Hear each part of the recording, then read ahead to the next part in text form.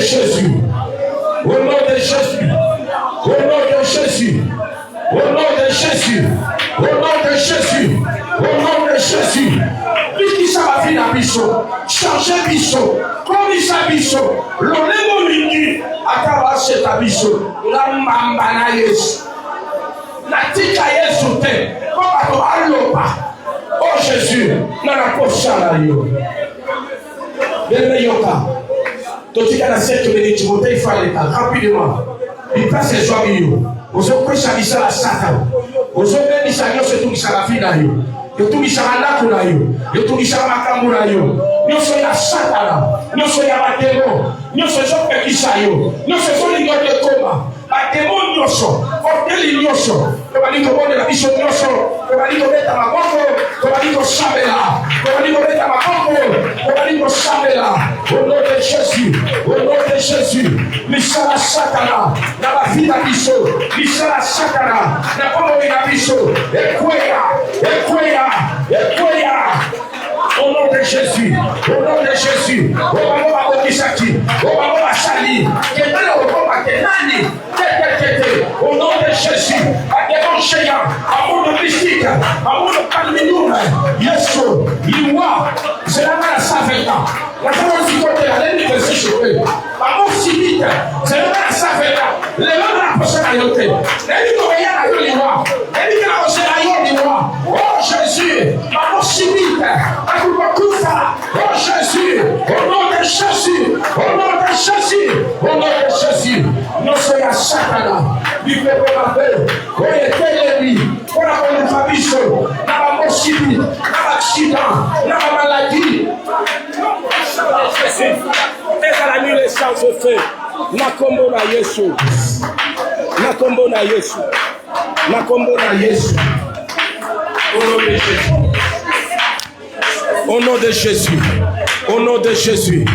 Misala Satane kwe. Yokasi Jasuk.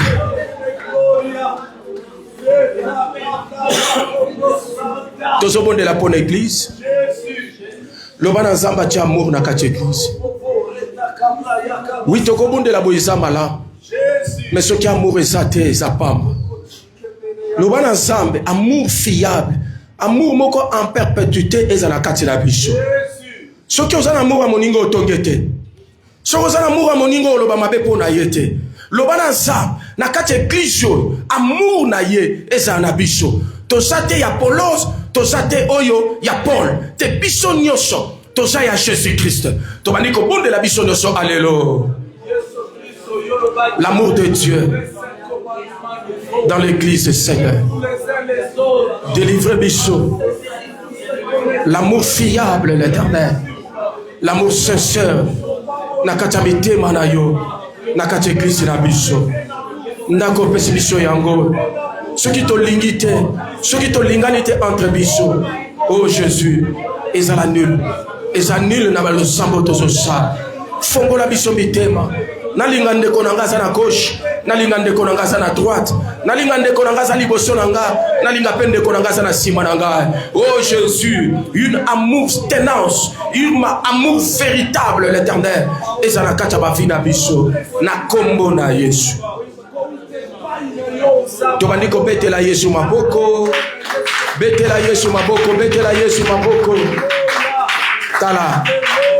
Bien-aimé, télémano likolo to célébrer. Télémano likolo bi passer soit mieux. Télémano likolo. Betela Yesu maboko. Na yo maboko note. Betela Yesu maboko. Et bongo milolo, est-ce que ba maman ba kolo ba milolo te? Milolo moko esala ya bien. Ba milolo moko esala be piche, na benga ngo be piche. Na kata biloko, biloko. Soki be piche zate go bongate. Milolo wana, milolo wana, milolo wana, milolo ya solo. Betela Yesu maboko, ba cri de joie.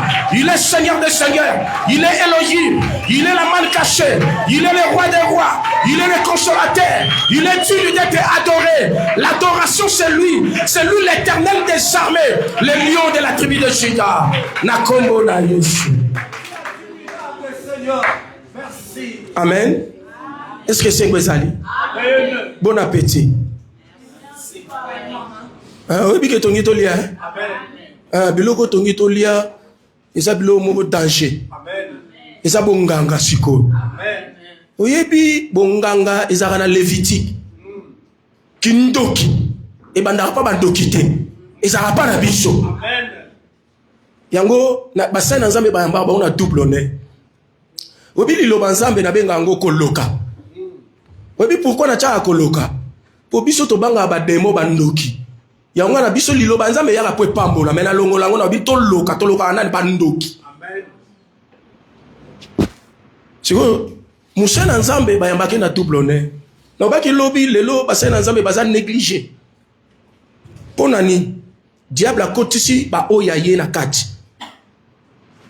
Toyeba na te na nazaya vrai na nazaya faux. Menga na oyebisai ne siko il y a de vrais serviteurs de Dieu. Amen. Kotala mutu te tala qualité eloko Nzamba pesa mutu. Jésus. Na lingi tangu Moussa na Nzamba zoleka bien aimé to changer lo lenga ko yambela basa na Nzambe na kati église na biso. Parce que li pamboli e banda kuna. Amen. Yango tangu Moussa na Nzamba zoleka to beta mapoko ba cri de joie. Na mona ba mama msuba ya kotanda même maputa mais biso eza ate. Mais faux système ana pe kota ezana sa ya ko tombola ra Moussa na Nzamba te ben loko ya zo porter arc de l'alliance wana ezana kati na ye. Alléluia. Yango ta to benga évangéliste Josué biso nyoso to peteli Yesu maboko milolo pona lokumu na Nzambe.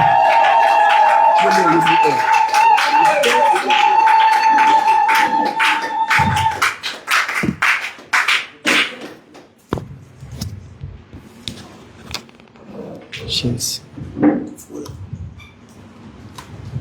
Jésus.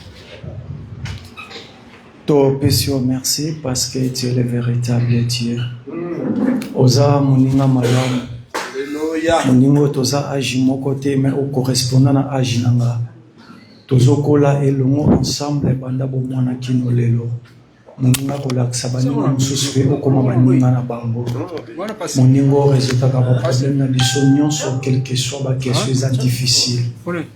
Na mona bato kokende pa banda kwa banga kosimba kisi balobi ateki génération nyonso mais yango nano na botite na nzima ke na pesa génération na nyonso epai na yo pwete totambole longo ozanzambe na pokwa lelo tiketo apparaître na disparaître tikete omimonisa na puissance a bonzambe na yo parce que ngana za faible.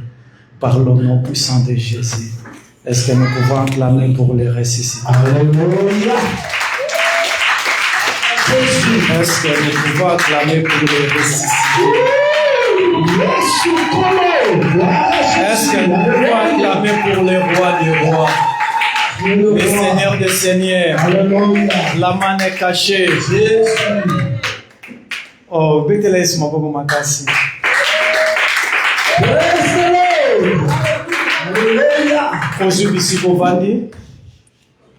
Toza reconnaissant liboso na Nzambe pona pokwa lelo et toza reconnaissant na l'ange de l'église qui est notre papa malgré toza distance na oyo abenga kinga pesa kinga mbela ya kolepa na koloba de la part du Seigneur. Naza reconnaissant liboso wa papa nanga ba éminent serviteur de Dieu et na sepelaka mingi bango baloba ngana vanda na yoka pona na apprendre. Et nandimisa miete ba nyonso balekia na ba onan balekite bazali pambole makasi pona biso pe pona église. Amen. Naza reconnaissant liboso ya présence na yo otiki ndako otiki nyonso oyeko luka Nzambe ote Nzambe ayanola yo tika na pokwa lelo Nzamba peso eza posa motema na yo. Amen. Sans plus tarder tozolobela terme moko eza tellement magnifique. Oh, tozana kati ya semaine ya Pashkwa. Et naebi beaucoup plus de serviteurs de Dieu baoti koleka ba papa na biso ba parler na biso na makambo ebele mais thème eza tellement vaste nazolinga to retenir ba bloko o eza ba point essentiel afin que to continuer na makambo tozana ngo besoin. Na meki kokoma 4 points o eza clé sur la Pâque. Mais faute de temps, tu vas développer bisika to suka to suki. Mais kaka ko kanganga saisir nga bisiko ko simbo simbi. Premier point, où est un point clé, c'est la résurrection.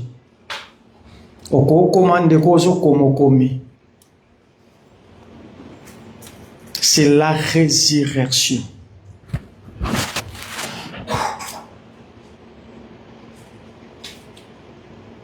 Elle atteste que Jésus est vivant, validant sa divinité et la promesse de la vie éternelle pour les croyants. On est à premier point n'abisso. La résurrection, elle atteste que Jésus est vivant, validant sa divinité et la promesse de la vie éternelle pour nous les croyants. On est à premier point n'abisso. Deuxième point, tous les sacrifices de l'agneau. Et ça, deuxième point n'abisso. Les sacrifices de l'agneau.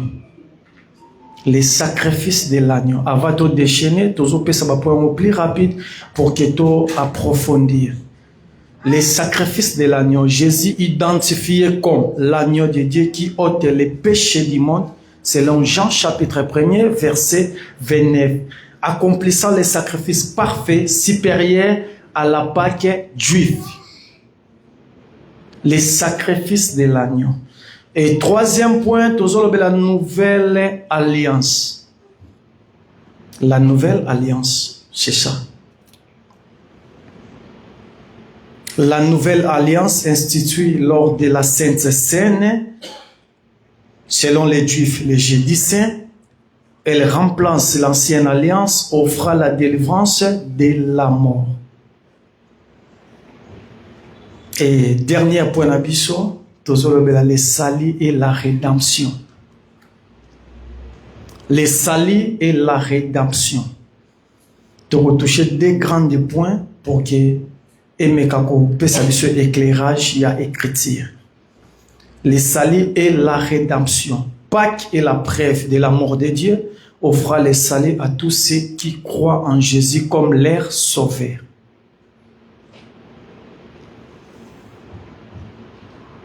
La fête de la Pâque est la preuve de l'amour de Dieu, offrant les salis à tous ceux qui croient en Jésus-Christ comme leur sauveur. Notez bien, on a simplifié. La fête de la Pâque est donc le pilier de la foi chrétienne, transformant la mort en espérance. La fête de la Pâque, on a bien noté bien. La fête de la Pâque est donc le pilier de la foi chrétienne, transformant la mort en l'espérance. Parole du Seigneur. Amen. Parole du Seigneur. Tous les 4 points où ils ont mangé, où ils ont fait il y a vie, il y a Pâques. Alors, tous les pour ça, tu me ça éclairage, tu peux éclaircissement. Na Pâques, na dit que papa ba lekia ba lobby ba définition est très important. Mais la zone na banda na bisika oyo introduction makambo bandi. Oyebi tant que tu as la classe, tu as sujet à dissertation. Alors, sujet à dissertation, valeur n'a pas introduction, développement, mais de plus en plus à la conclusion. Ce qui développe mes amabé conclusion au rezoité n'examen de to katani. Alors, tozo lingasko to banda pas qui oyo to banda ngona une introduction. Ça le sujet moko à dissertation ba pesibiso. Au chaque prédicateur, il faut abanda ko lanango bisike bandi. La Bible déclare ceci. Selon la vision que Moïse a vue. Parce que Moïse tangazo comme livre patentek obisoto lobaka azo komango selon la vision parce que dans Genèse Moïse a vivati. Azalakati. Moïse a lobi boye nzambe akeli Adam. Mais nzambe tango akeli Adam yeko bimana âge à 30 ans. Longue histoire, longue interprétation. Tu peux explication. Nzamba keli est manger na âge à 30 ans. Bible lobby tangu Moïse azomona makambo wana Moïse abi na biso au commencement Dieu créa les cieux et la terre. Retenir et l'eau connaît dans la Genèse. Au commencement Dieu créa les cieux et la terre. Moïse a complété lobby La terre était forme et vide. Mais Moïse appelle ce détail à siété. Parce que la Bible déclare ce qui est révélé pour nous. Mais ce qui est caché pour Dieu. Le problème, il y a ciel. Nous avons abombé Moïse. Mais il y a terre. Nous avons révélé Moïse. Moïse a dit qu'on met la Bible sur le livre. Pendant qu'il y a zo coma, Moïse a lobi boye et qu'on coma na un certain temps. Adam a perdre aibi na ko sumuka. Tangwa sumuki. Nzamba bandi ko lukaye na Genèse abandi ko tambola. Adam a pesi explication nenga pesi parce que l'homme est né avec l'orgueil. Pendant qu'azo pesa explication, Nzambe sko bandi ko tambola aluka l'œuvre ya rédemption. Bisika problème eza yangwana. Oyebi Nzamba zalaka le véritable pédagogue. Parce que la pédagogie ba professeur ba yeba ka simplement ko répéter, ko bandela la biso likambo. Sko Nzamba za na posa aluka l'œuvre ya rédemption. Selon Adam que Nzamba recevait ye. Et Bible obi Nzamba bomi nyama. Azu poso. Ayeko zipa bolumbu ya Adam. Sikoyo Adam zo se poser question. Muto ayeko zipa bolumbu na nga na poso. Mais nzoto ya nyamango e monanité. Makila ya nyamango ezapete. Mais ya pesinga kaka poso. So Adam pendant zo vivre longtemps. Ayeko vivre 930 ans. Bible lobi Adam koufi. Donc c'est qu'à d'autres termes, soit aucune éternité. Tu as vu si Adam Zamba juste. Adam Rebi Sanga Joshua Kosi. Parce que Nzamba pe Sanga Poso. Mais abombelanga nzoto la makila. Moïse alobi boye. Ete na katsa ndaku. Soki mutu aza na lepre. Ete bangole so na katsa ndaku. Oya ko toucher ya ko zwa maladi wana. Même ici na biloko oba uti bango bazo salela. Et ça nyonso, et ça déjà contaminé la lèpre. En réalité, tant que Moïse Azolo Bamakamboyo, Moïse Azolo Bela Ada qui était dans les jardins d'Éden. Parce que le jardin d'Éden, ça a le rôle à Naku. Lèpre Moïse Azolo Bela, c'est le péché. Oh, ça qui déjà dans Nzoto ya Adam. Si la Bible lobby boye, Moïse a continué à lobby. Moutou a kobi qui sa moutouane ya lèpre. Il faut ou talibanda. Aza na katanda kuwana te. Parce que dans katanda kuwana bango nyonso, baza déjà contaminé. Bible lobi ba secret leki. Ba aneleke belé mikole leke belé.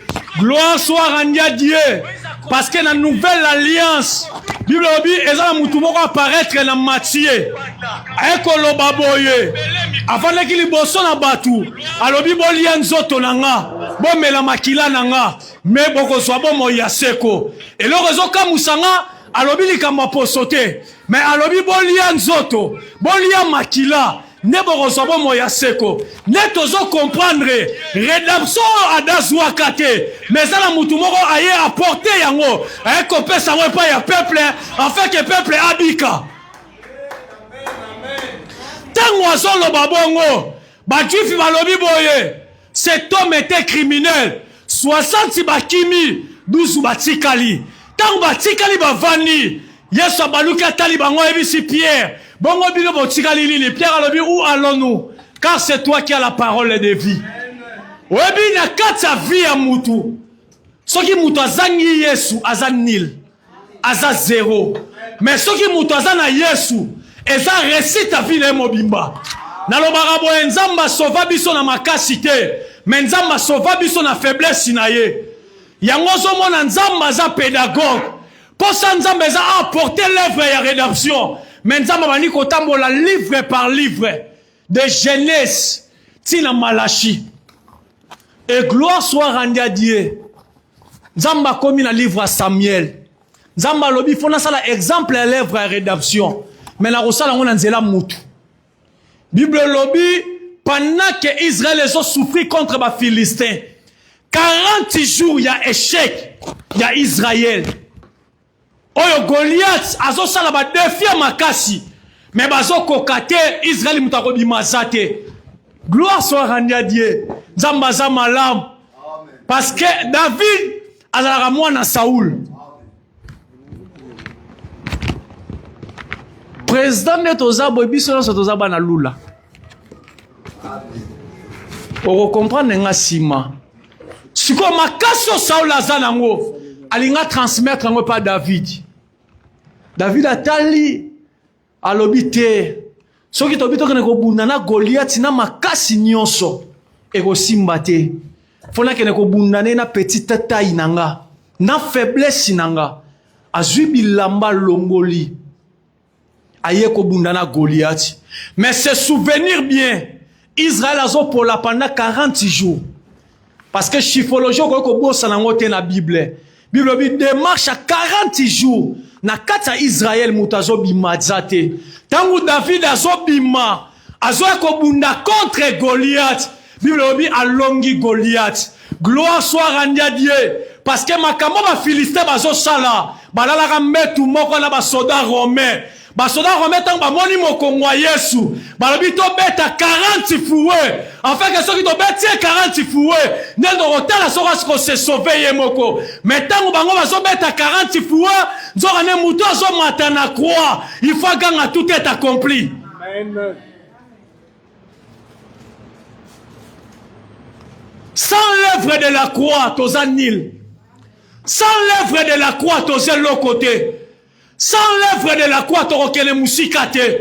Sans l'œuvre de la croix, tu as récité te. Yango zo mona na kata ancienne alliance, ba fête ça ba juif ezala ke belé. Mais tangu ye soyez aibisi bango, albi boko ko sala rango mikolo nyoso pona ko kanisa ngai. Donc eza suli kamkara ya avril été, mais comme il kamwa mikolo nyoso ya ko kanisa kufa Yesu peli se kwa na ye. Lokola Yesu ase kwa, tika vi na yo pe se kwa. Lokola Yesu ase kwa, momongo na yo se kwa. Lokola Yesu ase kwa, ministère na yo se kwa. Lokola Yesu ase kwa, bana na yo pe ba se kwa. Lokola Yesu ase kwa, élévation na yo pe se kwa. Parce que c'est très important. Amen. La Bible déclare tel qu'il est, tel que nous sommes. L'œuvre de la croix.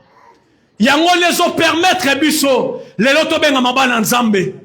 L'œuvre de la croix. Yango sa conclusion ya lettre ya Bible.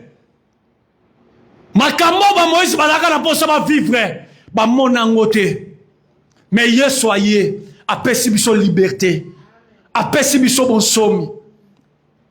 Nazala posa totanga ka verset moko. Verset ana ekoko mema biso mwa musika. Jean chapitre 1er côté le manante zano ya kovanda lecteur na telema parce que nana posa na travailler na ye pendant 10 minutes rapide. Jean chapitre 1er verset 12. Nazui livre ya Jean évangile ya Jean parce que eza livre moko doctrinal. Sainte Seine eza doctrine. Na kati église toko ko buka ngote yango nazui livre ya Jean. Mais même verset tozo tang eza nango pe na ba évangile mususu eza nango problème te mais na simbi livre ya Jean parce que eza doctrinal. Jean chapitre 1er verset 12 bato bele ba bien on a mutu. Mais là la posa to toucher des points moko eza wana. Jean chapitre 1er 12e verset la oui. Parole de l'Éternel. Amen. Mais à tous ceux qui l'ont reçu et à ceux qui croient en son nom. Papa, qui est là, malembe. Bandé lango, pardon, avec beaucoup de respect. Jean 1er 12e verset, la parole de l'Éternel. Amen. Mais à tous ceux qui l'ont reçu, à ceux qui croient en son nom. À ceux qui croient en son nom. Elle a donné le pouvoir de devenir enfants de Dieu, lesquels sont nés. Oui. Non du sang. Kuna kutoke musika to suika wala. Merci. Parole du Seigneur. Amen. Eza na deux mots clés. O eza na 4 versos. Eza croire na devenir. Retenir bien. Na 4 livre ou. Eza l'un des versets fondamentaux de la doctrine chrétienne.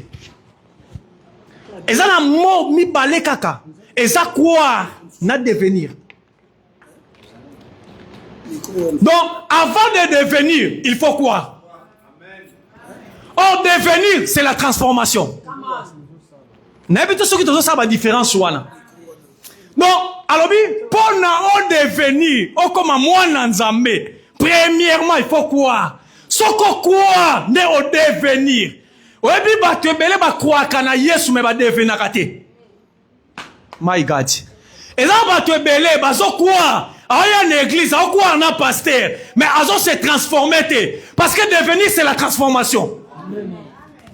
C'est ça le problème. Et ça, il y a Saint-Saint, alliance autre Yesu, Amélie Makila Yesu. Mais quand on a bimé Tongi, donc cela veut dire transformation par la Yezate. Mais oh, Yesu a bien vu son Pâques, pas que ça passage. Cela veut dire pas apporte pas la seule baboué. Autrefois, tous qui ténèbres. Mais maintenant, tu as mis bana ya lumière. Oh, tous tamola na lumière. À d'autres termes, à l'obi ou na épître. À l'obi, ayez les sentiments qui étaient en Jésus. C'est ça devenir. Donc cela veut dire, à l'égard de que tu dois marcher comme Jésus. Tu dois parler comme Jésus. Tu dois agir comme Jésus. C'est ça. C'est ça le problème. Il y a un moment quelque part. Tu as un moment où tu as Paul na lola. Alors, soyez mes imitateurs. Comme moi, je suis imitateur de Christ. So, on a une intercalation. On a un passage qui est capable de Yesu Marboko. Donc, on a imité yote. So, on a imité yo, et on a mukolo mususu, on a lingana sala, na kokate. Mais on a so boya yangwe tinga minga. C'est que quelque part, Paul a se senti qu'il a faillible. Mais l'homme infaillible, c'est Jésus. Oh, il y a un exemple à suivre à Kolanda. Et un pasteur était mesa Yesu. Parce que chaque pasteur ne se sent pas faiblesse. Il y a un défaut. Soit il y a l'église pour le pasteur, mais là, tu as la Bible aussi, mais tu as on a baillé. On baillé Yesu, tu baillé pasteur. Chacun de nous a un défaut, a une faiblesse. Nous comprenons le ministère prophétique. Le prophète Bazara Balanga Jimabe. N'habite son Bazara Balimbisanga. Bazara très colérique. Donc, si on l'a dit critère, on l'a dit comportement, on le problème, c'est qu'il y a devenir. Devenir qui est enfant de Dieu. Qui est un enfant de Dieu? Celui qui marche avec crainte et tremblement. Il y a un monde qui a vie chrétienne qui a un problème. Mais qui a un Yesu. Qui a un problème, mais qui a un Yesu. Tu n'as souka. Parce que on va si manger, bazara pega le quoi ngana yo. On va comme ko bala babasi ba deuxième bureau, bazara pega le quoi ngana yo. C'est ça le problème. Ah Jésus. My God. Toi qui est dans la Lévitique. Ara lobi boy. Sacrificateur.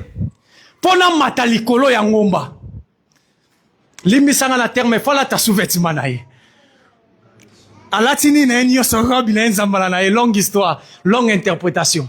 Soka mati, Allah tango pona nini? Parce que peuple nassé a mon anidité na yete. Donc il faut la protéger. Oyebi bolumba batu mususu et bimara na ta gloire. Nato na nzamba pe soto za fidèle na protocole. Nato na nzamba pe soto zo servir ye na koyemba. Nato na nzamba pe soto zo mibenga pasteur. Mamukolo nzamba otombolo. Amemio na sommet. Nde to koyeba réellement za mwana nzambe to za mwana nzambe te. Mukolo nzamba ko pesa yo ya ebele. Continuez kozala fidèle.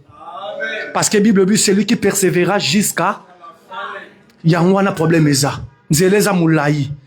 Lo leza na musika na to comité. Kobeta tolote. Tozana verset moko troubla biso batei biso na sa papa Marc. Naebisa pasteur mukona kozwa mbongo to kosela ngo conférence. Eza Hébreu 11. C'est par la foi Moïse il refusa d'être appelé le fils des filles de Pharaon. C'est par la foi Abraham et offra Isaac. C'est par la foi Rahab il a prostitué. Garda les espions. Mais yoka Paul l'État me manque pour parler de David et de Jéphité. Le temps te manque de parler de David, l'homme selon le cœur de Dieu. Mais tu as le temps de parler pour Rahab, les prostituées. Faites attention. Nzamba tala la réputation ba tout ne biso to lobelaka. Mais Nzambe soka na plan moko merveilleux pour na yo, a rosala ngola na maloba ba touté. C'est très important. Nzamba tala le passé, même le passé on a ko même on a présent et comme alors la temple élevé na fiti. Kota la mabo salate, kota la kindumbo salate, kota la bazemo longo la te Jésus t'aime tel que tu es. Soki pasteur aboyo mais yeso alingara yo. Pasteur te muta mata na croix mais yeso mata na croix pour na yo. ndenge nini prostituée a comme parmi les généraux de la foi. Mais on va que l'État me manque. Frère Paul, on a question retour na yo. L'État te manque de parler pour Jephthé. L'État te manque de parler pour David. Mais tu as l'État de parler pour Rahab. Ouais, puis bah on va y aller liboso. Bah zo tambola na Yesu. Bah on quand ça le ba on va toi suki si Yesu. Mais nzo kane surtout so mutanzimile nzambe sika. Azaka zele makasi. Azo mona lo nyo so ba bazo salaka eza lisumu. Ezo si maté te bino boza sente boza parfaite. Ta tout beza problème ité. Mais problème eza au cause à loza Pierre. Mais ceux qui Paul la yé, n'est qu'on reconnaître le Nouveau Testament comme complet. Bon, même à qui tu as sa vidéo, toi, n'a pas ça, Arabe, ou Taliban, n'a pas yé kota. Parce que n'a pas de ressources qui s'est déjeté. Et l'angeza moune ne basali basa mouke. Et là, va payer notre autorité. Et elle va payer au christianisme et non le dominité. Mais hier, soit dans la poche, tant qu'elle est jusqu'à l'extrémité de la terre, tout est à l'ilobanaye. Et raison pour laquelle, tant que tu célébrer, tu tombolaye, tu as la lumière menée sur yako yoka et puis yako tambola selon malobanaye. C'est très important. C'est très important. Nabo ya raté ba démon baza. Nabo ya raté ba lié de famille za. Mais na préfère lié de Jésus. Parce que lié de Jésus est plus fort que lié de famille. Et ça makamo noro le mana. Mais hier soir le manate. Et le magamon no karomonate. Mais hier soir au mona. Bible la Bible, lorsque vous élèverez le Fils de l'homme, vous verrez de quoi qu'il est capable. Toto mola Yesu, toto mola satanate. Toto mola Yesu, toto mola bademote. Yesu naza champion. Yesu na longa. Yesu na pesaka. Yesu na balisaka. Yesu na botisaka. Eza Yesu. Eza bademote. Yango mona linga pe kotanga kombo na été. Parce que déjà choix kala. Nga naza l'espérance au bundate. Mais hier soit bunda de banda kala ancien de sao. Babé ngare l'Éternel le Dieu d'armée. My God. Ouais bi mukolomo ko nzamba permettre ba omi satu bakuta ensemble. Faites attention. Agneau et Apocalypse ça na 4 makolo. Mais agneau au Jean-Baptiste ça zo mona na 2 makolo. Bango yo so baza ba agneau mais longue histoire to interpréter au cima. Si quand j'entends oiseau yamba Christ, na journée, moukolana il faut 3 personnes en ayant ce bakoutan. Bible lobby, papa lobby, celui-ci est mon fils bien-aimé à qui j'ai mis toute mon affection. Écoutez-les. Saint-Esprit, c'est toute la première fois dans la Bible. Bangonyo so misa to basangana. Si quand écoutez-les ou on créé un problème. Tozo zela yeso zo beta li solo temple na ko panzango na ko tongango après 3 jours. Mukolo moko ba disciple ba kenaye. Na tomba Lazare na kati ya Béthanie. Nzoka neta nzamba lobaki écoutez celui-ci est mon fils bien-aimé, alobaki même si même na ba mort ba yokaye. Amen. Ba komi mukolo wana na tomba Lazare. Yeso azui maloba. Le roi dana so ki domination wana. Alobi Lazare sort. Bible bi Lazare abimi. Nous allons se poser ma question. Aïbisi Marina Mar, n'étais-je pas dit que si tu crois, tu verras. Si koyo, muto azobeta li solo na ko kufa na ko sekwa après 3 jours. Yemoko la résurrection. Pour la sala bilembo la liboso ba disciple. Aïna ko laksa bango na seku sa dans mutu. Comme ça ngamoko, tant na kota mabele na ko sekwa pe lisusu. Donc ba Pierre ezo lekela bango. Muto azo seku ça, mais yemoko pe lo ba ko sekwa. Donc il est capable de tout sauf rien. Oui, quelque part, Nzambe azara la posa avasa likamu mususu. Koka c'était sera confiant likamu. Et lui ko bakaza incapabilité. Ana posa yo sala. Mais aroye biso tika. Ngamona aussi lisamu. C'était ça. Besoin Nzambe. Posa les années, tous à la transformer. Tous à la changer. Posa naye. Oui, eza tellement soni to loba yango ceux qui chrétiens to mosala nzamba lobi ke ndoka ko visiter nga. Ya mama soni. Ya mama lobate. Eza mama soni. Parce que mystère de la croix eza tellement profond. Lorsque le diable a été jeté en Apocalypse, longue histoire parce que vision Moïse a zomona na Genèse, Jean a zomona il les bâtiments c'est différent. Jean zomona les cieux, Moïse a zomona la terre, comment la terre a été créée. Bah deux personnes différentes, bah messages différents. Mais faut oyer banana le mystère de la croix et là on est le mouvement ni salamiwana. Pendant que le diable azokita, bah il était rejeté avec une grande colère. Tant azokita, nous allons souiller lola. Pendant qu'azokita. Mais Christ tant koufi, tant asekui, on l'a disparaître malamoko, aboy ko disparaître, abi ngape faut na monter. O ko monter à Christ et ça ko sanctifier de lola. Pona nzela lo sambo ya ngana yo. Écoute ana makile qui ne dit justement direction vers le Père. O bien ça la makamususu. Oh même si prophète a rolo banoté.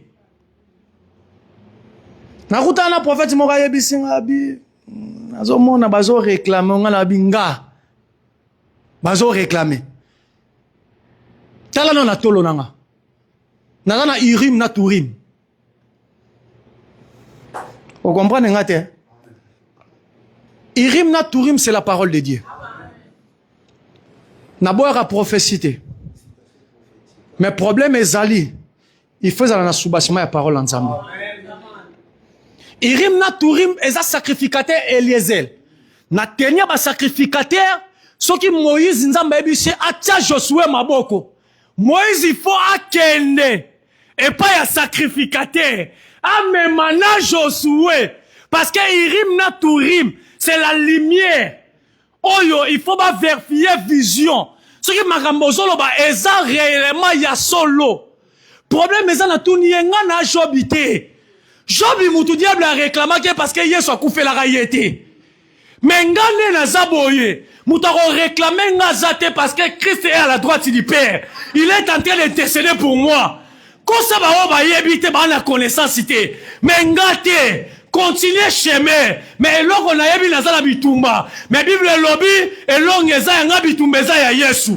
Ngane yebi ne ba bundaka te mais Yesu na bundela nga na croix.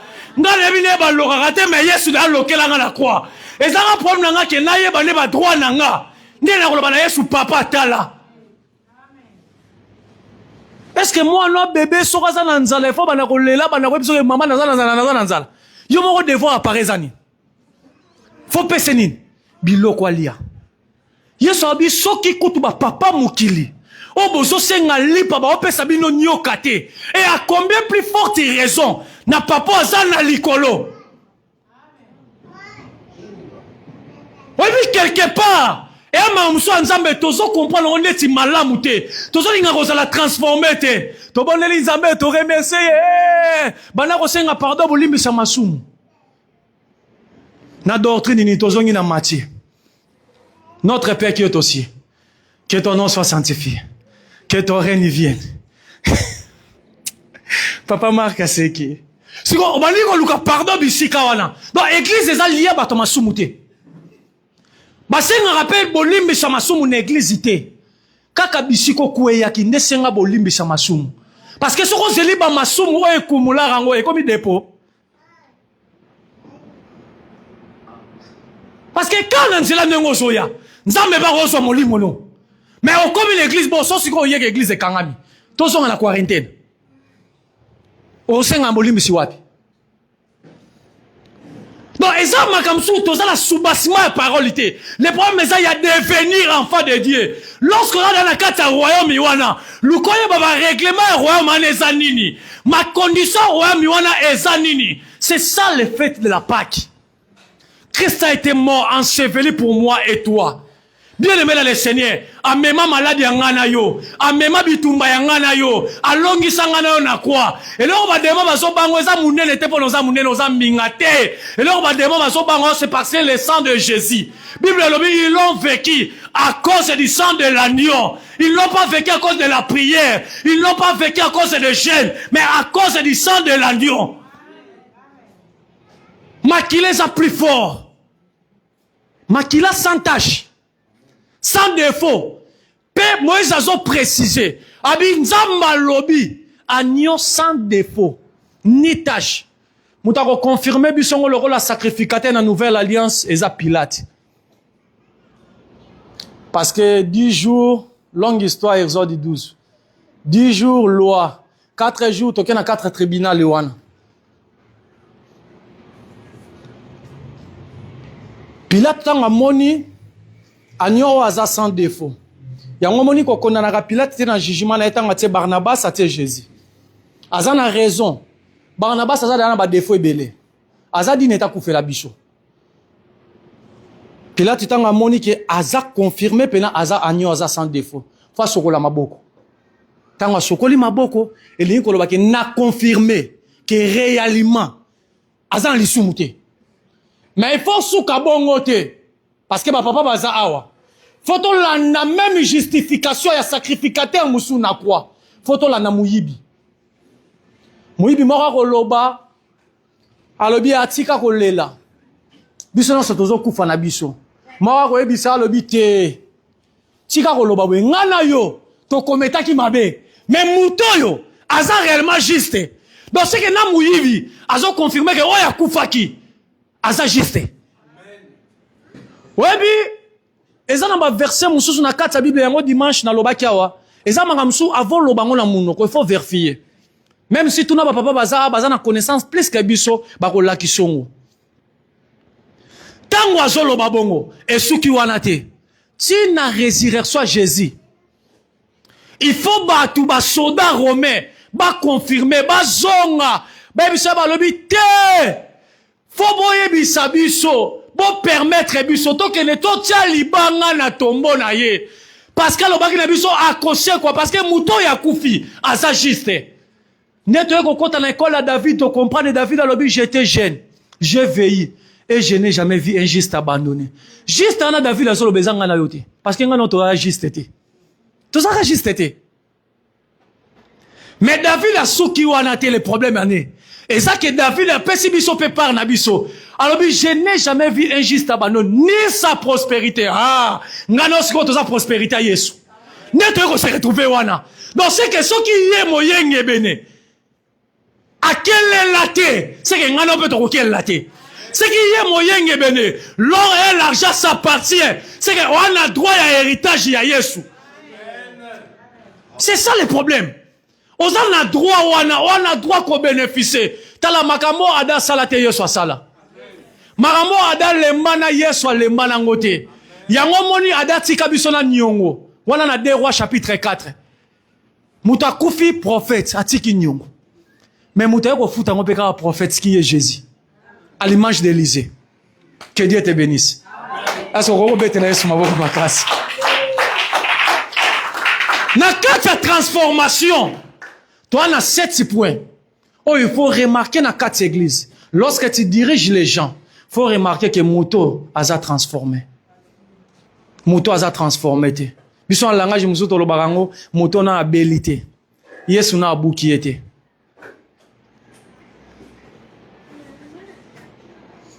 Na lingakate to lo ba makambo terre à terre na lingakato lo ba makam na 4 Bible. Na 4 livre ya cantique des cantiques. Tomoni mwana mwasi moko. Aye. Alobi. Oh my God. Alobi. Botia kana teinture na ngai te ya noir na ngai te. Parce que c'est le soleil qui m'a fait quoi? Qui m'a brûlé. Oyebi muto Yesu azikisiye. Kingaye kolongwa. Yesu na ko vivre katine. Ote nga basakana kana. Soko monika mutu mona kati église. Ata quel que soit titre azana ngo comprendre que o abela bien te. Au moins les abasafu muso za basafu ngo za kanese beli bien te kotana safu wana za makasi. To comprendre que kotana za na makasi. C'est que photo zong so na kata saki to kanga lisusu lizita. Parce que moi solo bi kotia kana teinture na ngate. Parce que soleil mo inaziki sanga. Ah, c'est que moi so za école moko na Paul. Paul lobi ce n'est pas moi qui vis, mais qui vit à moi c'est Christ. Christ à moi l'expérience et la gloire. C'est que Yesu so pas zakati na yo. Nyoso ko na changement la vie na yo. Yesu so pas zakati na yo. Même si le bénévole ko na différent. Yesu so pas zakati na otonga te. Ochola te mais les condors au souba. Amen. Parce que so bisi na salaire pas otonga ezati. Balo na otonga fani. Bano bano ocholozwani. Oma sepela pasteur wana te. Boyo so sepela nete yo to benga ye. Na za poso sepela nanga. So ki Yesu de la sepela nanga déjà na croix. Siko, boyo bezani. Nalo to kutenga na 2026. Mais Yesu eba nga bana bikuma mama. Ozo bona ti ça compliqué.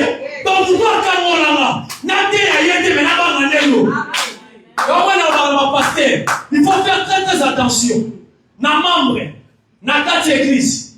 Ceux qui membres ont payé ça offrande, na mutu a dominer. Mais ceux qui membres ont payé ça offrande, na chama kolo a dominer oté.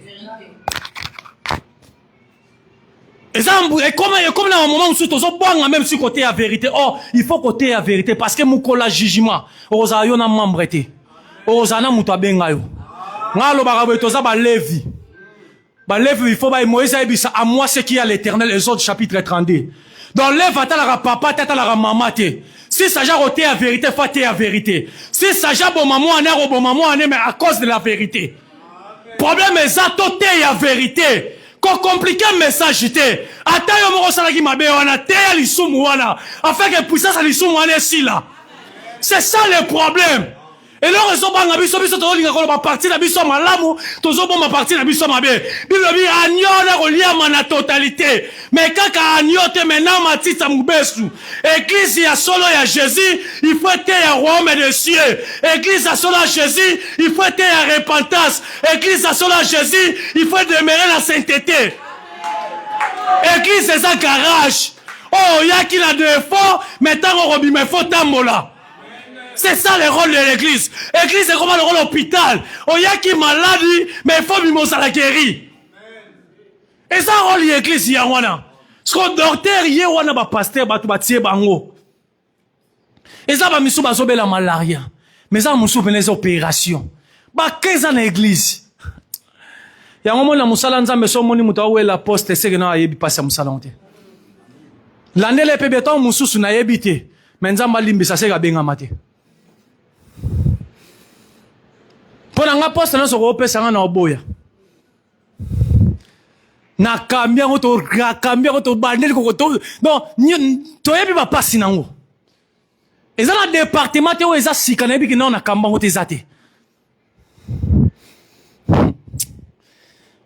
Département musique ebetanga mabaku moko. Wata ko la pasteur bi boza ka mitema mine bo supporter ka. Na bi intercession na kambia ngo setan boyete. O bato arasa ndengeni. C'est ça. Caractéristique ya bato oyo baza transformé. Nazo ki mamba on attend, mais nazo soulever ka ba point. La première des choses est la connaissance. Moto aza transformé, aza kana connaissance. Bible dit mon peuple est péri par manque de connaissance. Faut en connaissance. Ya maloba nzambe. Tant eza mabe, momeza critique. Eza ba message musu ezo leka na ba internet, sur ozana connaissance na ngoto ko comprendre de l'autre côté. Robeta libaku obaluki okeyo zongi, eza pena mutu mususu atangi Bible na lolenge na ye alingi pe interpréter na lolenge na ye. Or Bible le but to longole l'autre côté to bakisa et l'autre côté. C'est la connaissance. Eza base. Connaissance qui para agiter. Oko pesa nga agi naza nango mais onction naza nango eza agi nanga te. Eza agi nzambe. C'est la connaissance. L'un des plus grandes choses manger au l'église est perdre ngwana. Eza na ba papa baza ba bongoli mutema na ta internet cité mais ba luka connaissance. Ba luka koyeba maloba nzambe. Yango moni na ba débat inutile. Quelque part, apôtre Paul a zopexané bisoto kota yango. Parce que ça n'en est important. Et ça n'attend oyo bato belé baza ko séduit bato à travers la Bible na ba o bazangi connaissance. La deuxième des choses, c'est la maîtrise de soi. Moto aza caractérisé, aza transformé, fois à la maîtrise de soi. Yomoko en soi. La troisième des choses, c'est la patience. Oko jamais causer la promesse en zambete tant qu'on a patienté. C'est pratiquement impossible. Comme il preuve, ngana onde toza boye yesu alaka biso akoya déjà ye tokokontinue kosambela bwana omoni c'est la patience très très important surtout na domaine les femmes namoni na église na biso neti nzambe azosala te nalanda nanu boye namoni na église na biso nzambe azobalisanga te nalanda nanu boye nabeti sio libaku te me nazosungo par rapport ya connaissance ntango yesu akoya eza na bato mosusu akuta bango babala te eza na bato mosusu babota te eza mpe na bato mosusu batambola na mutuka te na me mon exemple est simple non nabali te non naboti te nde naza boye so yesu aye na butu lelo omondi donc il faut ezala dana mutu nanga parce que mateya nyonso tokoteya na église importance ya prédicateur nyonso c'est de nous montrer Christ esili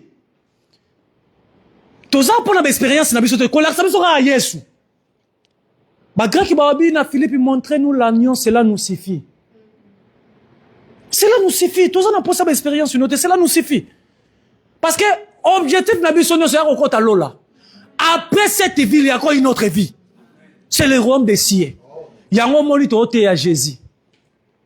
La quatrième des choses, c'est la piété. La cinquième des choses, c'est l'excellence morale. La sixième des choses, c'est l'affection fraternelle. Dernière des choses, c'est l'amour du prochain. Amen. Nalobaka boye. Malgré tout ça, la cour avec disciples là. Na Bible nyonso de Genèse Apocalypse. Thème ezalaka moko. Eza Yesu. Qui est Yesu? C'est l'amour du prochain.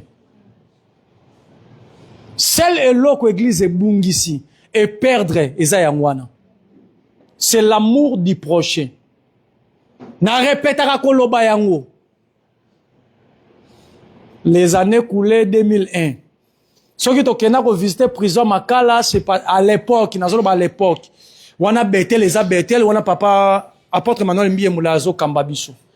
Ceux qui ont découvert la prison de Makala, Makala, bande ko baïbi église ebele, ils ont na kati prison Makala. Ils à cause de l'amour du prochain. Chaque cellule, donc ils ont na droit. Chaque dimanche, il y a ko visiter. Imaginez que bazar dans l'église, il y a plus de 900 na kati Kinshasa, plus de 5 quelqu'un na kati Mboka. Tant papa Koufi et tikali 1012. Atiki 1012 église na kati ya monde.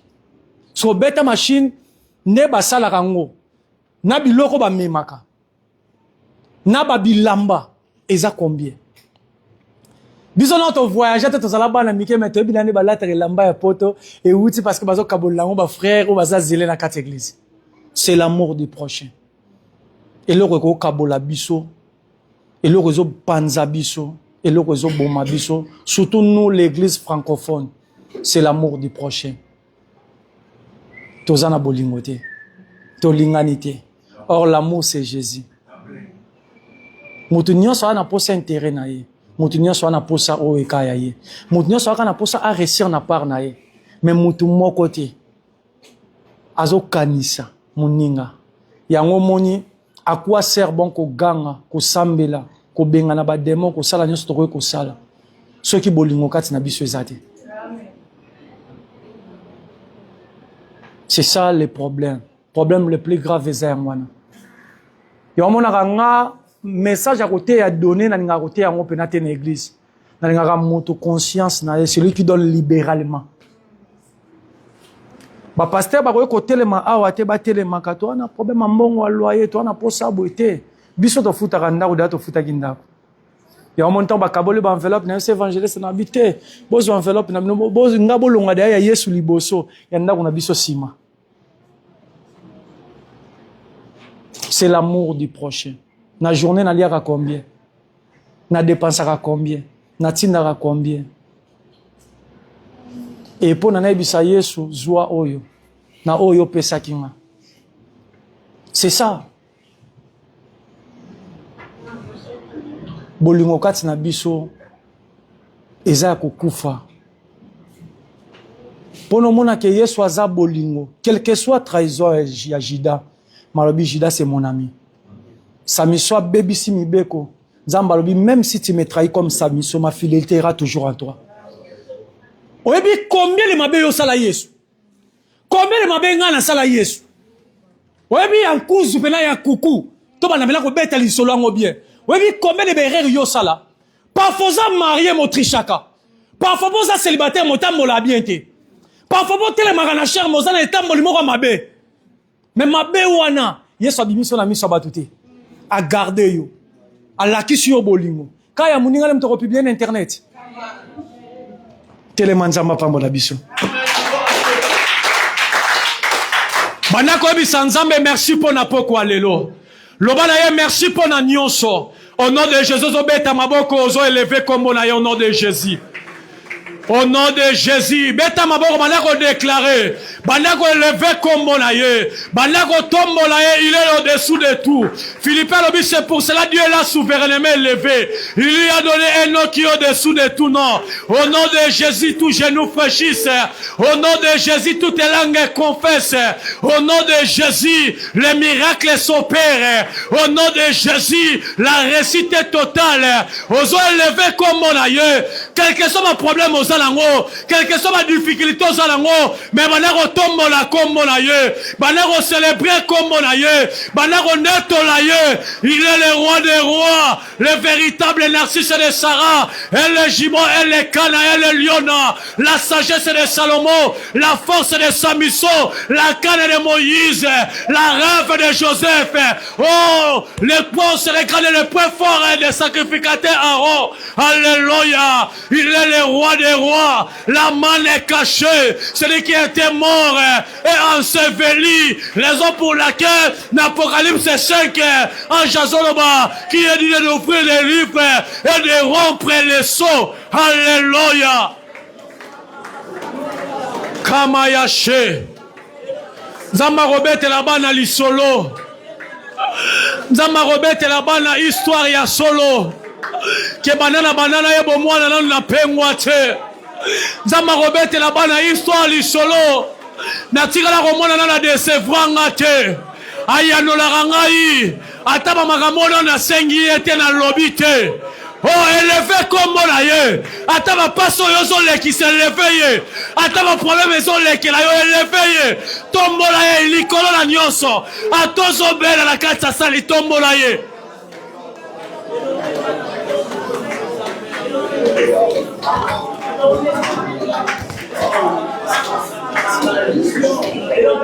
Oh Dieu Tout-Puissant, nous avons causé Seigneur,